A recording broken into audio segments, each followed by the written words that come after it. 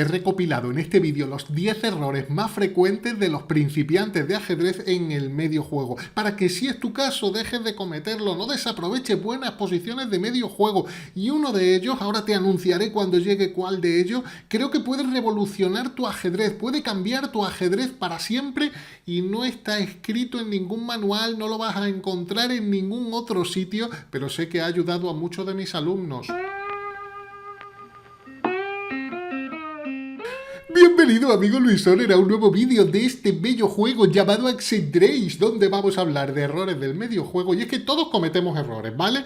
Pero estos son los más típicos de los principiantes en el medio juego.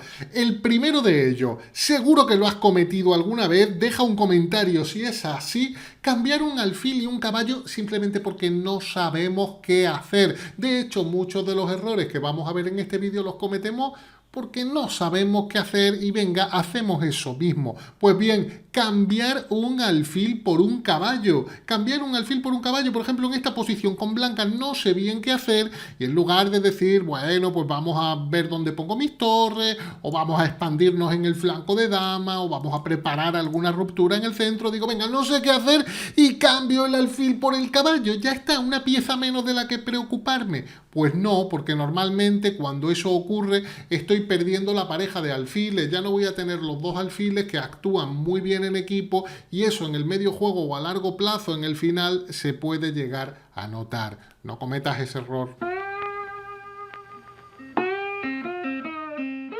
El segundo error también es muy típico en los principiantes, consiste en cambiar dos piezas menores, normalmente un alfil y un caballo, a cambio de una torre o una torre y un peón. Por ejemplo, esto lo he visto muchísimas veces. Que venga, hay un alfilito apuntando a F7, el rey de las negras todavía no ha enrocado y viene un caballito y se suma al ataque. Lo cual, si lo pueden parar fácilmente, no es un buen ataque, porque por ejemplo aquí se enroca, la torre ya queda defendiendo F7, el rey también, y problema resuelto, luego en todo caso te van a expulsar y te vas a tener que ir. Pero muchos lo hacen con la idea de, bueno, pues cambio, hago caballo por F7, torre por F7, alfil por F7 y rey por F7. Y dices, un caballo y un alfil valen 6 puntos, yo me he comido una torre y un peón que valen 6 puntos y ya está, es buen negocio. Pues no, dos piezas menores a cambio de una torre y un peón no es buen negocio normalmente. Hay excepciones, sí, pero lo normal es que no sea un buen trato, porque un caballo y un alfil son dos piezas muy útiles, mientras que torre y peón es una pieza útil, la torre, y el peón en el medio juego no tanto. Así que en el medio juego se puede llegar a notar luego que no has hecho un buen negocio. No cometas ese error.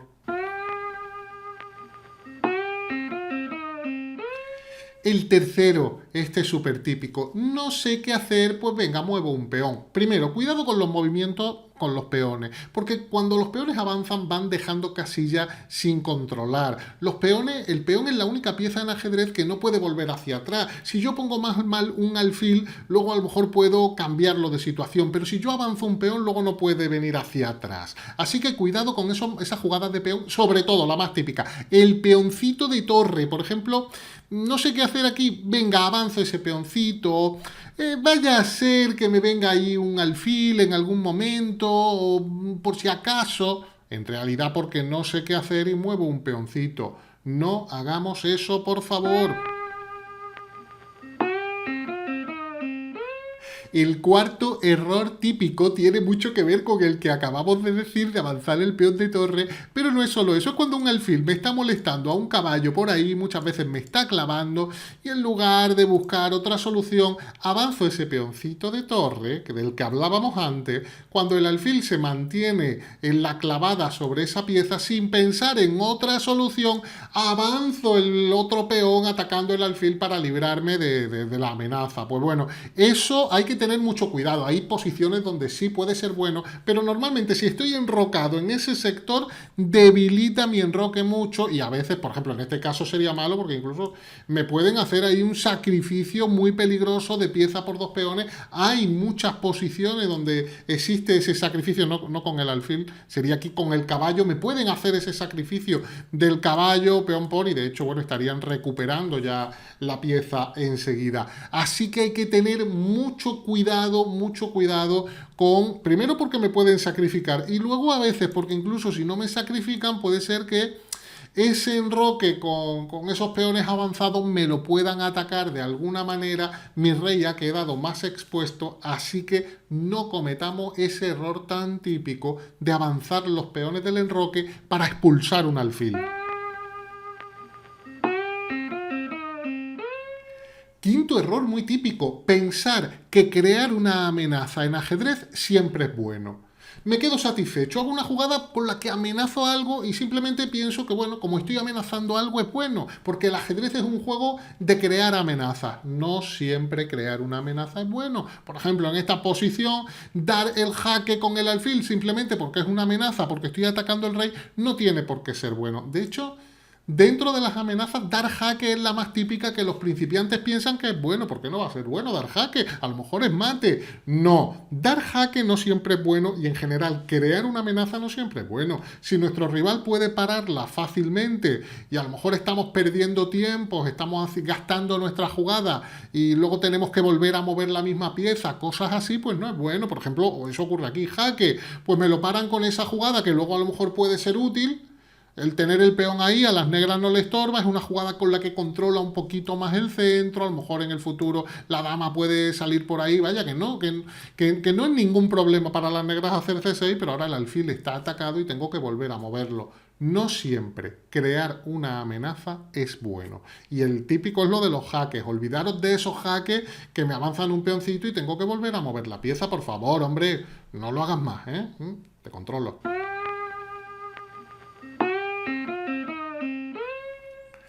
Esta es sumamente característica.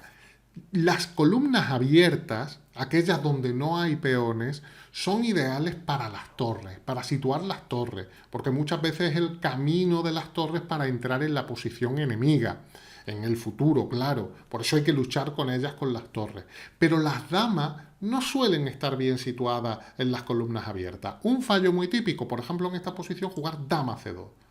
Situamos la dama detrás del alfil pensando que estamos presionando el enroque enemigo o por cualquier motivo que yo piense que es bueno, pero estoy situando la dama en la columna abierta. De manera que cuando mi rival sitúe una torre en esa misma columna, mi dama va a estar más expuesta. Incluso, aunque de momento yo vea que hay piezas entre esa torre y esa dama, y como no veo un efecto negativo inmediato, estoy tranquilo, pero no está bien y a largo plazo se va a notar, porque esas piezas que hay en medio podrían moverse, tu caballo podrían atacarlo, el caballo del rival podría moverlo en cualquier momento, incluso aunque hubiera más piezas entre la dama y la torre enemiga, nuestra dama en la columna abierta no está bien.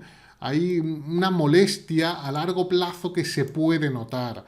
Esa torre afecta mediante rayos X a nuestra dama y no está bien situado. Por eso no situamos normalmente, de todas estas reglas que estoy diciendo hay excepciones, pero normalmente no situamos la dama en una columna abierta donde fácilmente puede venir una torre enemiga y puede incomodar a la presencia de mi dama en esa columna.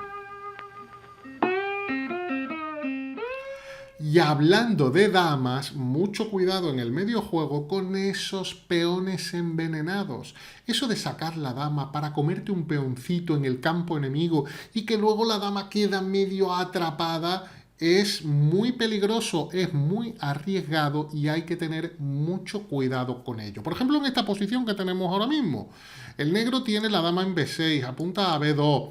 Hay un alfil que incomoda, no hay una amenaza directa, pero a lo mejor me pueden crear alguna descubierta, es decir, mover el caballo y con el alfil dejarle paso a la acción del alfil contra la dama, que pueda beneficiar a la blanca. Es decir, la dama está claro que no está bien, pero a lo mejor podríamos pensar en quitarla de B6. Pero comerse el peón en esta posición es muy arriesgado, porque tu dama está entrando en la posición enemiga sin ningún apoyo de otras piezas, simplemente es el único atacante y corre peligro de quedarse sin retirada. Nos pueden venir jugadas del tipo caballo B5 que ya no permiten retirarse a la dama y le quitan casilla. A lo mejor yo he calculado, bueno, pues a lo mejor puedo hacer dama B4 y entonces no hay problema, pero a lo mejor hago dama por B2 y me hacen A3 y me quitan esta casilla B4 y me quitan la casilla A3, y aunque no me la estén atacando directamente, no tengo buena jugada, porque si vengo a B6 va a venir alguna jugada con el caballo y me van a atacar otra vez la dama. Es decir, mi dama está en peligro, la he puesto yo en peligro por materialismo, por querer ganar un peoncito. Cuidado con esos peones que se denominan peones envenenados, donde mi dama va a cazar ese peón y al final puede quedar encerrada. Incluso hay posiciones donde no queda atrapada, donde el rival no la va a ganar, pero sí queda fuera de juego, fuera de la acción, y tardamos muchos tiempos, tardamos muchas jugadas en que esa dama vuelva a ocupar una posición medianamente sana. Hay que gastar jugadas y mientras en esas jugadas mi rival las está aprovechando para obtener otro tipo de ventaja. Así que cuidado con esos peones envenenados. No saber bien situar las torres en sus mejores casillas es uno de los errores más típicos que encuentro en el medio juego. Por ejemplo, en esta posición, pongamos que las blancas quieren traer una torre a D1. ¿Qué torre deberían traer? ¿Deberían traer la de F o deberían traer la de A? Bueno, pues en esta posición sería mucho más normal traer la de A, porque la otra torre, pues bueno, pues queda actuando en el flanco del rey. Sin embargo, si yo llevo la torre de la torre de F a D1, esta torre queda detrás de un peón, si va a venir luego aquí va a quedar detrás de un peón, si viene aquí justo detrás de un peón, queda pasiva la otra torre. Estamos castigando a la otra torre. Entonces, bueno, no dejar encerrada a la otra torre. Sería mejor jugar torre de A D1, o incluso podría pensar en torre de A E1, que a veces no es una columna semiabierta, como era ese caso, simplemente mis torres quedan detrás de mis peones avanzados, y si yo tengo planes de seguir avanzando esos peones en algún momento, se van a despejar columnas y mis torres van a quedar muy bien aquí. Podríamos pensar, bueno, pero es que ahora estás encerrando un poquito la torre de F. No, porque en el futuro se van a abrir esas columnas o mis peones van a seguir avanzando y ahí se va a notar que mis torres están bien colocadas. Pero como regla general vamos a no encerrar nuestras torres con alguna jugada dudosa de ese tipo.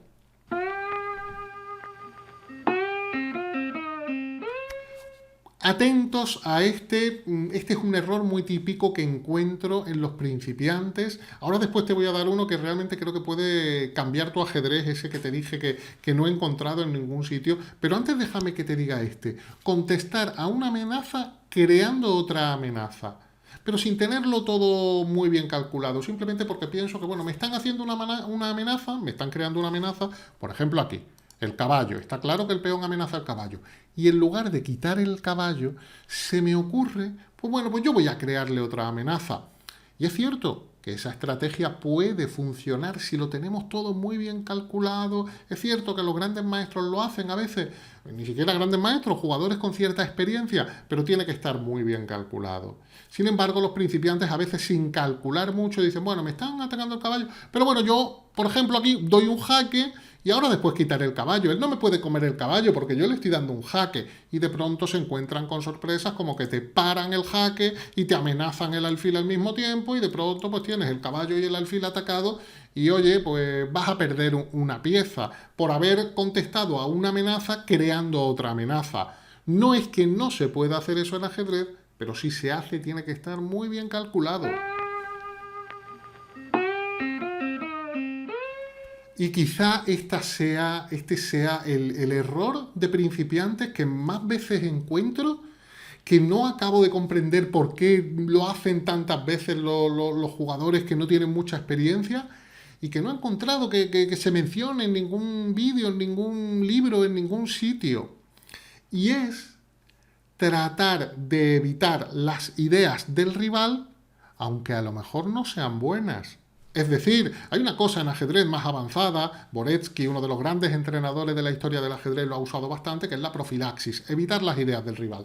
Eso puede estar bien, eso es estrategia avanzada de ajedrez. Pero ¿qué ocurre a veces? Que los principiantes simplemente ven que mi rival quiere hacer algo, pues voy a pararlo. No, no tienes por qué pararlo. Primero comprueba y asegúrate de que lo que crees que intenta tu rival es algo que le va a beneficiar. Porque a lo mejor no es tan beneficioso y a lo mejor tratando de pararlo estás creando males a tu posición. Por ejemplo, vamos con un ejemplo práctico. Las negras juegan torre G8 en esta posición y el blanco dice, pone la torre porque me quiere avanzar el peón, pues lo voy a parar con H4 y paro el avance del peón, le estoy parando su plan.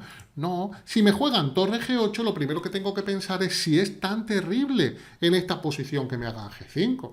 ¿Qué pasa si me hacen G5? Tampoco pasa nada, que va a venir el peón a G4. Bueno, ¿y qué? Quitaré el caballo. Además, el caballo tiene una espléndida casilla en E5. Tal vez, de hecho, la buena sea hacer aquí caballo E5 y ya está, ataco la dama. Hago una jugada buena. Pero simplemente hay muchos principiantes que ven la jugada de torre G8 y dicen, me quieren hacer G5, voy a pararlo. No. Esa manera automática de pensar, ¿me quieren hacer esto? ¿Voy a pararlo? No. ¿Me quieren hacer esto? ¿Es realmente bueno eso que me quieren hacer? Esta regla es fundamental porque he visto tantas veces cómo un principiante de ajedrez actúa de manera robótica. Me quieren hacer eso y tengo que pararlo. No, a partir de ahora puedes revolucionar tu ajedrez, puedes cambiarlo, no creerte lo que quiere tu rival, que lo que quiere hacer tu rival es bueno, no entrar en ese juego y comprobar antes de parar las amenazas o lo que tú consideras que es una amenaza del rival o un plan que tiene tu rival. No tienes por qué pararlo siempre. A veces déjalo que lo haga, que no es tan bueno. Y si te ha gustado este vídeo, comenta, no olvides suscribirte al canal. Contamos contigo para el siguiente vídeo. Hasta entonces, un abrazo, amigos.